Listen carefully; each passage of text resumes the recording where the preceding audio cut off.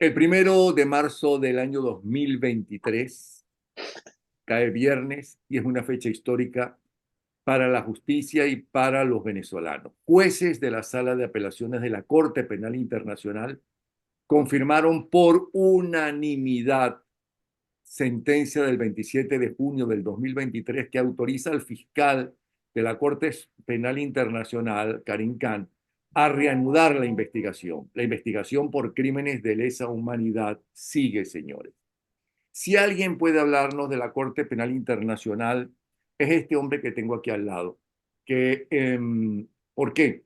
Porque Víctor Rodríguez Cedeño fue uno de los creadores de la Corte Penal Internacional, abogado, diplomático, presidente del Foro Venezolano de Política Exterior, fue representante alterno de Venezuela en las Naciones Unidas, fue presidente del Comité Ejecutivo de ACNUR, y quisiera que nos dijera, primero, qué es la Corte Penal Internacional, para qué sirve y después, ¿no? Esta fecha histórica, por qué es tan importante lo que hace unas horas se anunció ya de manera oficial. Bienvenido, Víctor Rodríguez Cedeño. Muchas gracias, Napoleón, por la oportunidad. Sí, efectivamente, hoy es un día histórico, es una fecha que vamos a recordar siempre en favor de la justicia internacional penal y en favor de las víctimas.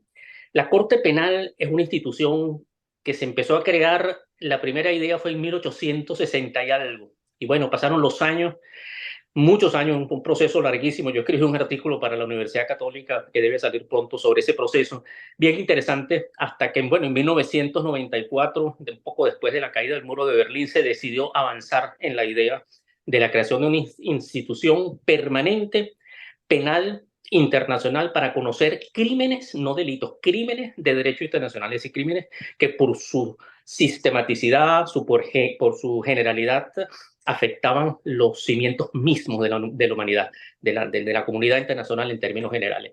Finalmente, el año 98 se adoptó el Estatuto de Roma. Venezuela tuvo una participación muy interesante, muy importante. Éramos pocos, formamos la delegación nuestra con Bureli, Ramón Escobar, Salón, Milagros Betancourt, Norma Monaga, 6, 7 personas. Trabajamos en este proceso hasta Roma en 1998. Ese día nace la Corte. La gente no tenía ni la esperanza ni creía en la eficiencia de esa Corte que un día iba a instalarse. 2 o 3 años después se instaló. Venezuela ratificó el estatuto en el 2002. Inmediatamente nos hicimos parte y empezamos a seguir de cerca, por supuesto, ya en un periodo político distinto, porque si hubiera ocurrido un poco después, probablemente no hubiéramos ratificado el estatuto. Pero bueno, en ese momento logró, la diplomacia venezolana, la Cancillería venezolana logró convencer al Ejecutivo de entonces a que teníamos que ratificar el estatuto, y en efecto así fue. Se ratificó, comenzó la Corte, y bueno, la Corte es una institución jurisdiccional penal que busca establecer la responsabilidad penal individual, porque tenemos la Corte Internacional de Justicia, donde tenemos el caso de Guyana, sobre el que ya hemos conversado, que es la responsabilidad del Estado. Aquí es la responsabilidad del individuo. Por supuesto, el estatuto es Perdona, un... de Sí, los dos casos, tanto de la Corte Penal Internacional como del caso de Guyana, Venezuela, tú tienes escritos publicados, que estamos viendo, por cierto, al lado de tu nombre. Sí. sí, sobre el tema de Guyana hemos trabajado bastante, hay un grupo que está siguiendo muy de cerca todo el proceso, pero esta Corte, el Estatuto de Roma es un documento sumamente complejo porque recoger un consenso, lograr un consenso con base en sistemas jurídicos distintos, cuestiones culturales, religiosas, o sea, no fue fácil lograrlo, y finalmente se logró un texto que tiene algunas, pareciera que tuviera contradicciones, que tuviera vacíos, que tuviera lagunas, pero finalmente la misma Corte los ha ido rellenando, los ha ido componiendo, no solo con su jurisprudencia, que no es mucha, pero sí, ha avanzado. Y la Fiscalía, por ejemplo, ha adoptado unos documentos muy importantes de política interna. Uno es el examen preliminar en el que nosotros nos basamos para llegar a esto, ¿no? A donde estamos en este momento. ¿Qué pasó? Que nosotros, la sociedad civil le dijo a la fiscal Bensouda antes de Karim Khan, le dijo, en Venezuela se están cometiendo crímenes, y ella, de tanta información que recibió, decidió analizar esa información y abrió un examen preliminar que no lo concluyó, pero le pasó la decisión perdón, lo concluyó al final, que le pasó la decisión de la investigación al fiscal Karen hace 3 años. Ese procedimiento del examen preliminar fue muy importante porque fueron no solamente la sociedad civil, fueron grupos importantes, el panel de la OEA, la Comisión de Determinación de Hechos, órganos del Consejo de Naciones Unidas, organizaciones no gubernamentales, todo es una información extraordinariamente completa y auténtica que refleja justamente lo que ha pasado en Venezuela desde por lo menos el 2014. O sea, todos estos crímenes que ya conocemos y que sí se siguen cometiendo, que es lo más grave. Ese examen preliminar concluyó y el fiscal decidió abrir la investigación porque consideraba que había razones fundadas para iniciar un proceso porque se O estaban sea, el cometiendo. nuevo fiscal, Karim Khan. El nuevo fiscal Carincal dijo, aquí se están cometiendo crímenes, hay razones, mejor dicho, para creer que se están cometiendo crímenes y voy a abrir la investigación. Inmediatamente el gobierno venezolano apeló la decisión ante la sala de cuestiones preliminares. No, primero fue al fiscal y le dijo, no, usted no puede abrir la investigación porque nosotros vamos a conocer estos casos en Venezuela. Y el fiscal le dijo, no, lo voy a conocer yo y le voy a preguntar a la sala de cuestiones preliminares. Fue a la sala, que es como un tribunal, un juzgado de instrucción, y le dijo a la sala, mire, yo decido abrir la investigación. El gobierno venezolano va a la sala y le dice, no, yo apelo esa decisión porque yo no estoy de acuerdo con esa decisión del fiscal. Yo quiero que usted, que usted decida si se puede abrir o no la investigación. La Corte unos meses después, en la sala de cuestiones preliminares, decidió que sí y podía abrir la investigación. Por supuesto, inmediatamente el Estado venezolano fue a la sala de apelaciones, que eso lo permite el estatuto, y le dijo, yo impugno la decisión de la sala de cuestiones preliminares y le pido que revoque esa decisión y que suspenda la investigación del fiscal. Bueno, hoy fue el día en que tuvieron la muy mala noticia para ellos y muy buena para los venezolanos, para las víctimas, para los familiares de las víctimas, para la justicia internacional penal. Tuvieron hoy una decisión en la que la Corte le dice, rechazamos todos sus argumentos, ratificamos la decisión de la sala de cuestiones preliminares y nada de lo que ustedes, ninguno de los argumentos que ustedes propusieron son aceptados. En pocas palabras, el Estado venezolano no está ni en capacidad ni tiene la voluntad de iniciar investigaciones ni de procesar y castigar genuinamente, como dice el estatuto, a los presuntos responsables de crímenes internacionales cometidos en Venezuela durante este periodo. De manera que ahora estamos hoy en una etapa sumamente importante porque viene lo que llaman ahora la formulación de cargos. El fiscal ahora va a citar, va a invitar a las víctimas, va a invitar a los indiciados, a los sospechosos, a los que él considere, y la sala de cuestiones preliminares los va a invitar a todos, que es como el tribunal de instrucción, el juzgado de instrucción, y allí entonces, en el tribunal, en esta sala de cuestiones preliminares, el fiscal le va a decir a la sala, mire, estos son para mí los responsables y los cargos son estos. Eso es muy importante. En ese momento, si no hay, habrá por supuesto. Perdona, todo esto que has dicho hasta ahora, a partir de hoy, 1 de marzo, ¿cuánto va a durar? No, aproximadamente. Bueno, yo diría que no mucho tiempo. Viene un proceso rápido de citaciones y de comparecencia, de auto de detención, no de por formulación de cargos, sino auto de detención para personas que puedan ser peligrosas y que Pero puedan seguir cometiendo Víctor, crímenes. en la justicia, no mucho tiempo, es muy poco, es demasiado tiempo para una víctima. Más o menos, ¿cuánto puede ser? Bueno, es difícil, pero no hablemos de años. Vamos a hablar de semanas, por no decir de meses largos. De Pero semanas, qué yo diría, maravilla. o Entonces, sea, yo diría que de semanas para las citaciones. Después viene el proceso, porque el juicio no empieza sino después que se formulan los cargos, después que la sala confirma los cargos que presenta el fiscal. ¿y cuánto Allí, suele durar un juicio? eso, bueno, eso sí puede ser 2, 3 años, pero lo bueno de esto es que comienza. Y comienza, tiene un significado jurídico y político sumamente importante. Jurídico, porque funcionan las instituciones internacionales, funciona la justicia internacional. Digan lo que digan, es lento en Venezuela y en los sistemas internos también son lentos los procesos. Hay muchas trabas, muchas posibilidades de recurrir para retardar, para dilatar los procesos. Aquí estamos avanzando. Y políticamente, yo creo que es importante porque tiene un efecto preventivo, en primer lugar, que es uno de los objetivos del estatuto, o sea, prevenir la comisión de estos crímenes. Yo creo que si hay un poquito de inteligencia de parte de la dictadura, van a tener que detener un poco la violencia, la persecución y los actos de crímenes internacionales que han venido cometiendo, porque definitivamente eso está muy claro. La segunda parte, además de lo preventivo, es lo político.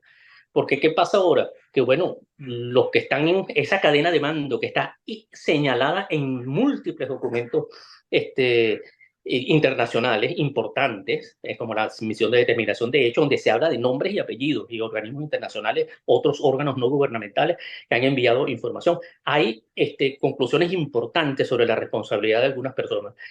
En ese momento, yo creo que la dirigencia política de este régimen va a tener que considerar algunas cosas. Y yo no sé si todos se van a notar en enfrentar a la Corte o algunos van a retirarse un poco, algunos van a exigir que otros se retiren. Es decir, se les va a crear un problema de unidad y de cohesión dentro de...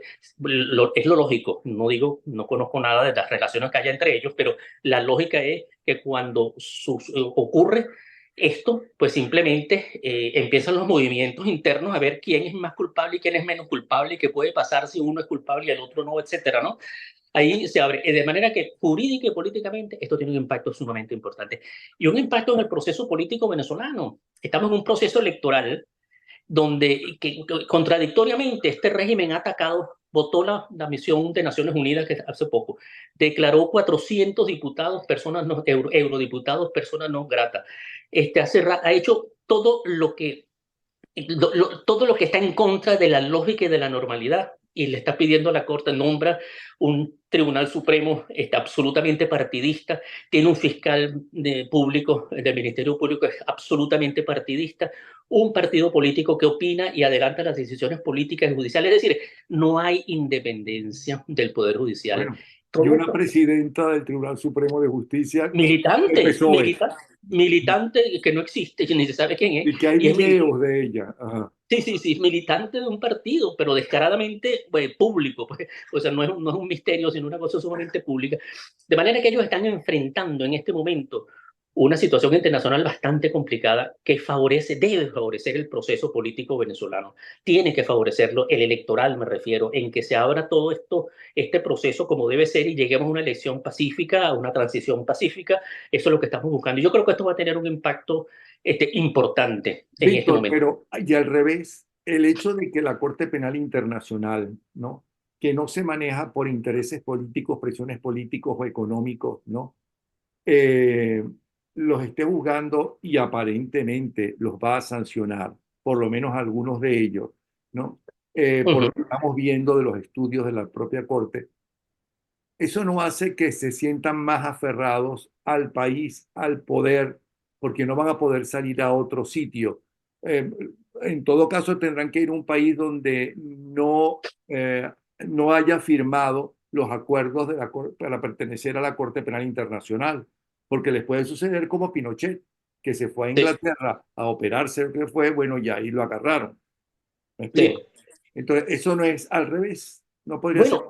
Bueno, pudiéramos pensar que se van a radicalizar y van a enfrentar la justicia internacional penal, pero tienen que recordar ellos que el estatuto está suscrito por 130 y tantos estados y que están obligados a cooperar, y la cooperación significa la detención de las personas que la Corte lo pida.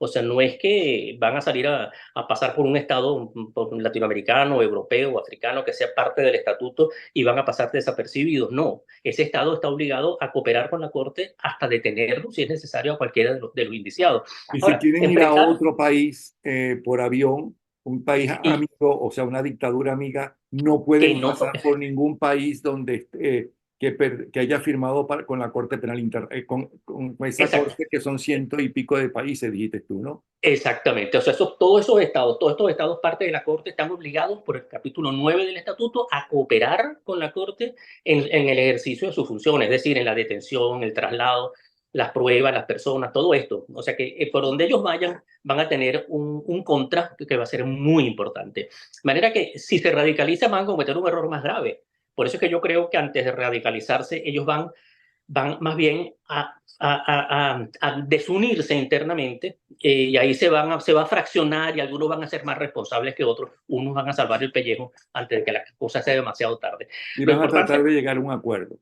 exactamente, y yo creo que lo importante es, bueno, la justicia no se va a negociar, la Corte va a seguir funcionando en un proceso de transición, pero bueno, siempre es importante que la transición se lleve de la mejor manera y conversada. O sea, yo creo que la misma María Corina Machado, que es la candidata de la oposición, ya lo ha dicho. O sea, que hay un proceso de transición pacífico organizado y donde todos vamos a caber y donde se va a aplicar la justicia también. Y no solamente la justicia internacional, la justicia nacional también. Hay 150 personas, hay 20 o 30 indiciados de alto mando civil y militar, pero hay 150 personas indiciadas como torturadores y directos, indirectos, cómplices, etcétera, que han participado en todas estas locuras y aberraciones que han cometido durante todos estos años. O sea, la situación es grave para ellos. Ahora, existen ya nombres conocidos. Los desconocidos no lo digas para que quede esa angustia que a partir de ahora tendrá más de uno. Estaré, no estaré en esa lista, ¿no?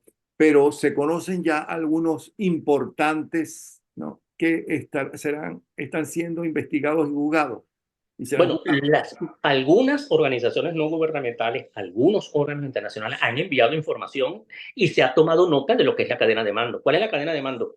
El presidente de la República, el ministro de la Defensa, el jefe del SEBIN, el jefe de inteligencia, contrainteligencia, los jefes de las cárceles. Esos son los principales indiciados del gobierno y de personas que han incitado, por ejemplo, animadores de televisión, de programas políticos que tienen allí, que han incitado la violencia. Esos son parte. Hay un caso en africano, en Bemba, en el Congo, donde uno de los condenados es precisamente por haber incitado a la violencia y al genocidio. Bueno, aquí hay algunos que no son funcionarios del Estado, pero que han promocionado el odio y la violencia. Pueden ser también sorprendidos en esto. Por supuesto, la fiscalía manejará sus nombres, pero la cadena de mando no es necesario ir muy lejos. Sabemos perfectamente bien cuál es la cadena de mando. Nuestra amiga Tamara Subú, por ejemplo, ha pasado un cuadro muy interesante y muy completo sobre lo que es la cadena de mando. Pero además de eso, porque la Corte se crea, esto es importante, no para castigar a todo el mundo, al esbirro pequeño que le metió la corriente, por supuesto con un criminal de 7 suelas, pero no, la Corte no se va a crear para castigarlo, él se va a castigar al responsable principal, a la cabeza, al alto mando civil y militar que condujo a esta situación. Pero hay 100 personas que van a tener 80 o 100, los que sean, que han participado de alguna manera en esta complicidad. ¿Y en qué consiste ese castigo? ¿Cuál es el castigo mayor que ha dado hasta ahora o que puede dar la Corte Penal Internacional a un asesino? Bueno, hasta 30 años de cárcel puede ¿Dónde? ser en La Haya. O sea, bueno, en La Haya en principio, pero puede haber negociación entre el Estado, porque generalmente se O sea que requeriría por fin Diego Arria va a poder ver a alguien en La Haya aunque no sea Chávez. y lo va a visitar y lo va a ir a Espero visitar que de vea paso. bastantes. Y lo va a esperar allá, probablemente, se va a dar ese Sí. gusto.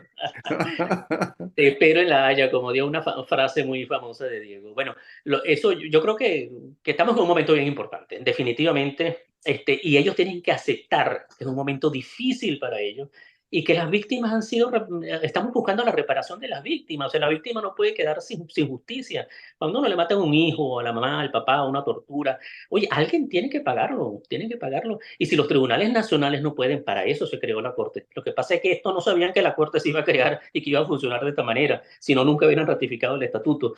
Pero la Venezuela democrática, nosotros inmediatamente participamos en las negociaciones, inmediatamente propusimos la aprobación de una ley aprobatoria y la ratificación inmediatamente, porque esa es la diplomacia venezolana democrática. Esto no se Ahora, rompe. ¿cómo se interpreta? Porque, claro, uno tiene un pensamiento totalmente diferente a ese conglomerado delincuencial que está en Miraflores, que son unos delincuentes, no son políticos, son delincuentes, narcotraficantes, ladrones, lo que tú quieras. Pero comprobado, ya está. Inclusive ¿cómo se llama? En países cuya justicia los están investigando y los están buscando, por ejemplo, Estados Unidos, alguno de ellos. Ahora bien, porque han delinquido utilizando el país, ¿no? Eh,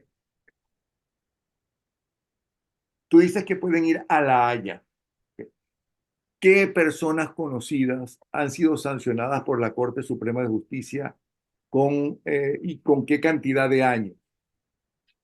Bueno, tengamos en cuenta que la Corte tiene una competencia muy limitada material, es decir, son 4 crímenes nada más que puede conocer y esos crímenes están muy bien definidos, los elementos contextuales son muy precisos y bueno, no ha sido fácil Hay el primer caso, fue el caso Lubanga, donde incluso se plantean los niños de la guerra, las cuestiones sexuales, etcétera, el abuso sexual, una cantidad de crímenes, y eso pasó, y ahorita hay 3 o 4 o 5 que están detenidos cumpliendo penas. Uno que se ha salvado es al-Bashir, el de Sudán, que no ha sido detenido, pero ya no está más en el poder y está bajo el control de las nuevas autoridades. Es decir, por lo menos hay un arreglo aparentemente entre el nuevo gobierno de Sudán y la Corte Penal Internacional. Y yo creo que este es el primer caso en América Latina. Yo creo que es importante, muy importante, porque marca una pauta y lamentablemente somos nosotros los que marcamos esa pauta. Pero yo creo que se va a abrir una oportunidad de Pero enjuiciar a un perdona, jefe no de es el Estado. primer caso en América Latina porque ya está el caso de Pinochet, por ejemplo. No, no, pero de la Corte Penal Internacional. O sea, el primer caso, el de Pinochet fue aplicación de un principio distinto, pero también crímenes internacionales horribles, o sea, crímenes de lesa humanidad, crímenes internacionales, para darle la connotación al término crimen. Pero por lo que se juzgó a Pinochet en Londres fue la aplicación de un principio que hoy, por cierto, se está aplicando en Argentina, en Alemania, en Bélgica, que es el principio de la jurisdicción universal. Es decir, Pero, que ¿y por qué Pinochet sí y un asesino mucho mayor, si tú quieres, en número de muertos y de desastres para su nación como Fidel Castro, no?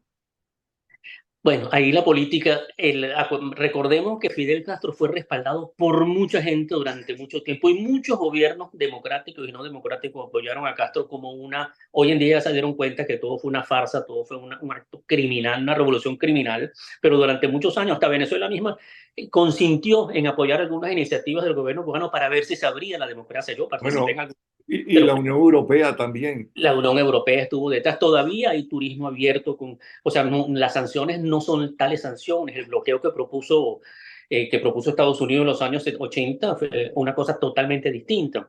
Y se dejó la libertad a este régimen que hiciera lo que le diera la gana, hasta que, bueno, primero aprovecharon Perdón, a no los es un rusos y ahora nos bloqueo. aprovecharon a nosotros. Los Estados Unidos no es un bloqueo. Los Estados Unidos hicieron un bloqueo en el momento de la crisis mundial de los misiles soviéticos que estaban instalando en Cuba. Y hubo un bloqueo y tuvieron que llegar a un acuerdo el presidente de Estados Unidos, John Fitzgerald Kennedy, y el jefe del gobierno en la Unión Soviética, que si mal no recuerdo era como el que le dio zapatazos en las Naciones Unidas. Nikita Khrushchev, Nikita Nikita Khrushchev. Khrushchev, ¿ok? Pero después lo que hay es un embargo muy bien puesto, ¿ok? Bueno, tú a nuestras empresas que estaban allí, ¿no? Te quedaste con ellas, las robaste porque no nos diste el dinero para comprarlas, porque una cosa Ujú. es eso y otra cosa es, bueno, te lo quito y no te pago ni un centavo. Y entonces el gobierno norteamericano, así, un bloqueo hasta que tú no nos pagues eso, ¿ok? Hay un montón de cosas que no puedes hacer con los Estados Unidos. Claro, Pero medicina sí y comida también. sí, y remesa, y Ujú. hasta turismo en algunas partes. En la época de Obama aumentó el turismo. Pero fíjate que ellos confunden mucho, perversamente, por supuesto, las medidas unilaterales coercitivas, las sanciones que están imponiendo, las sanciones que se están imponiendo a Venezuela en este momento, a algunas instituciones públicas y a un gran número de corruptos y que han participado además en cuestiones de violaciones de derechos humanos, o sea, son sanciones legítimas y sanciones legales. O sea, es muy distinto a las medidas. Ellos metieron una demanda que se llama Venezuela 2 en la Corte, que nunca la va a decidir la Corte porque no va a llegar a la conclusión de que es un crimen. Ellos acusan a Estados Unidos de cometer un crimen de lesa humanidad por las sanciones, porque la gente se ha muerto en Venezuela porque ellos impusieron sanciones. O sea, es un disparate jurídico y político. Ellos tratan de confundirlo, pero esa es la narrativa y lo logran. Así como Fidel Castro logró durante 30 años que el Che Guevara era un personaje estupendo y que él era el líder mundial Hasta del que se liderazgo. pelearon entre ellos porque uno era pro chino y el otro pro ruso en el momento en que estaban peleados Exacto. los dos, y entonces lo mandó para Bolivia y lo abandonó en Bolivia. Y por casualidad murió en Bolivia, ¿no? Por Nunca se sabrá. casualidad. Pero bueno, esa es la realidad política jurídica de hoy. Yo creo que la decisión de hoy fue muy importante, Napoleón. Yo creo que marca una pauta, de verdad, el impacto político va a ser absolutamente importante en el espacio político venezolano de hoy. Ahora, tú también tienes que ver con el estudio de la discusión con Guyana. Eso ya no está perdido, Guyana. No, de ninguna manera, no. Bueno, está perdido si no se hace nada, por supuesto. Pero si Venezuela, que no sé si lo está haciendo, lleva el 8 de abril la contramemoria como la tienen que presentar, con los argumentos que lo tienen que presentar, demostrar la nulidad, o mejor dicho, demostrar que el laudo no es válido, porque lo que dice Guyana es que el laudo es válido. Nosotros no vamos a decir ni siquiera que es nulo, sino que no es válido por esto y por esto y por esto. Si nosotros vamos con la contramemoria y participamos en el proceso, tenemos una gran oportunidad. La Pero oportunidad sobre de que todo, si todos los países, la enorme mayoría de los países están apoyando a Guyana, hasta Cuba apoya desde la época de Fidel Castro abiertamente aprobaba Guyana contra sí. Venezuela, ¿no? Ya las empresas petroleras están explotando en esa zona en reclamación. ¿Qué puede pasar? Bueno, lo que pasa es que este régimen abandonó la reclamación, abandonó la posibilidad de una negociación. Nadie ha dicho, y eso se planteó en la época de la democracia, que la recuperación del territorio de Esequibo era total. No, probablemente no sea total, pero había que negociar, y había que tener una fuerza negociadora, es decir, fundamentos jurídicos y políticos para llegar a una negociación con Guyana. Abandonaron el procedimiento de negociaciones y por supuesto, ahora los guyaneses están, y ahora es cuando Venezuela va a protestar que el Guyana está en las aguas territoriales del delta, que no sé qué, ahora lo van a decir, aunque están en el territorio explotando una cantidad de minas y de minerales, extrayendo minerales, dando concesiones, y ahora lo van a protestar. Bueno, por supuesto que no es fácil ganar este juicio, pero hay que hacerlo, históricamente hay que hacerlo. Y si ellos no responden formalmente con una contramemoria como lo deben hacer, como tendrían que hacer el 8 de abril, la sociedad civil venezolana puede contribuir con la Corte y diciéndole, presentando lo que se ha llamado en algunos casos un libro blanco, es decir, no, esta es la posición de Venezuela. El régimen, no, el gobierno venezolano no presentó nada, pero aquí les dejamos esto como responsabilidad histórica. Pero ya se están preparando para eso, porque el régimen venezolano está muy amarrado con los intereses cubanos. Y ya Cuba le ha dicho, inclusive en el presente, que está con Guyana. Sí, Los países medio socialistas del Caribe, ¿no? Están con Guyana a pesar de que el petróleo reciben bien baratos de Venezuela. ¿Ok? Bueno, cuando tenía suficiente petróleo Venezuela como para exportar, porque ahora lo importan de Rusia y de Irán. Es que acabaron con el país. Hicieron sí, como Castro. Castro acabó con Cuba y estos con acabaron todo. con Venezuela. Pero un Pero momento, una cosa importante es que yo creo que tenemos que distinguir lo político y lo jurídico. Ahorita hay todo un debate político, que si la Exxon, que si la que empieza China, que si No, aquí es un problema jurídico. ¿El laudo es válido o no es válido? Eso es lo que tiene que decir la Corte. Y cuando esta gente trata de decir que los jueces están manipulados por la Exxon, que son pagados por la Exxon, que Guyana paga a sus abogados por la Exxon, los paga, que no sé qué, eso es totalmente crear una narrativa muy perversa porque es para manipular cualquier decisión de la Corte, que no tiene sentido. Los magistrados de la Corte, que conocemos mucho porque trabajamos juntos en algunos órganos como la Comisión de Derecho Internacional, donde yo estuve durante 10 años, gente seria, gente responsable, imparcial absolutamente, académicos. O sea, nadie puede pensar que un juez de la Corte, donde estuvo Andrés Aguilar y donde estuvo Gonzalo Parra Aranguren por Venezuela, eran capaces de venderse a la ESO, por favor, eso es una locura pensar eso. De manera que cuando hablan, acá rato están hablando que si los barcos, que si no, no, eso tiene que ver en todo caso con la protesta o no protesta, que es reconocer o no reconocer que Guyana tiene o no tiene, o Venezuela tiene o no tiene jurisdicción sobre tal espacio o no. Pero el problema es fundamentalmente jurídico. Le han dado la vuelta política y estos se dejaron meter en la reunión de San Vincent, la reunión de Brasilia. Ahora todo el mundo está en el grupo, todo el mundo está opinando en lo que es una controversia bilateral. A ellos no les gusta que se metan en los problemas de uno, pero llaman a los demás para que se metan. Entonces convocaron un grupo de CARICOM, porque ahora sí les convenía, para nada, porque en esa reunión, yo no sé si te acuerdas, se plantearon dos cosas.